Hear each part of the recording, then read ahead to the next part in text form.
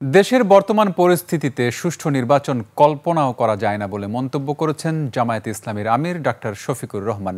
রংপুর জিলা স্কুল মাঠে জামায়াতের বিভাগীয় জনসভায় তিনি বলেন, অবাধ, সুষ্ঠু ও গ্রহণযোগ্য নির্বাচন আয়োজন করতে সবার আগে জরুরি কাঠামোগত সংস্কার।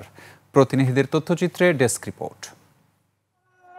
জীবন অবাক না করলে কে করবে? 28% মিল্ক ফ্যাটের অবাক করার সাথে ফ্রেশ মিল্ক পাউডার। জীবন অবাক করুক প্রতিদিন। রংপুর মহানগর ও জেলা জামায়াতের আয়োজনে দীর্ঘ 17 বছর পর এই রাজনৈতিক জনসভা। প্রধান অতিথির বক্তব্যে জামায়াতে আমির বলেন, কেউ যদি আওয়ামী ফ্যাসিবাদের আমলের নির্বাচনের স্বপ্ন দেখে, সেই স্বপ্নকে দুঃস্বপ্নে পরিণত করা হবে। আগামী নির্বাচনকে কেন্দ্র করে নানা ষড়যন্ত্র শুরু হয়েছে দাবি করে ডাক্তার শফিকুর রহমান বলেন, এমন রাজনৈতিক পরিস্থিতিতে সুষ্ঠু নির্বাচন কোনোভাবেই সম্ভব নয়। মহান আল্লাহর সাহায্যে আমরা সেই স্বপ্নকে দুঃস্বপ্নে পরিণত করবো ইনশাআল্লাহ।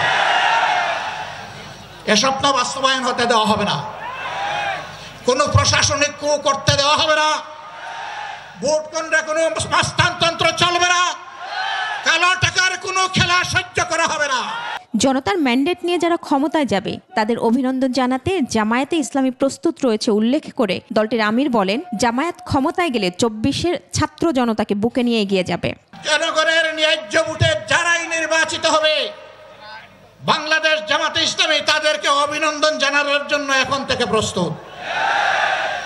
আর আল্লাহ রাব্বুল আলামিন যদি এই জাতের খেদমতের জন্য আমাদেরকে কবুল করেন, তখন আমরা এই যুবকদেরকে বুকে ধারণ করে সামনে এগিয়ে যাব ইনশাআল্লাহ। এর আগে নীলফামারী সৈয়দপুরে পথসভায়ও তিনি নির্বাচন আয়োজনের পরিবেশ নিয়ে প্রশ্ন তুলেন। এখন দেশের এই পরিস্থিতি বিরাজ করছে, এমন পরিস্থিতিতে নির্বাচন কিসের, কি নির্বাচন হবে? মহিমা পলি, ডেস্ক রিপোর্ট, 21 টেলিভিশন।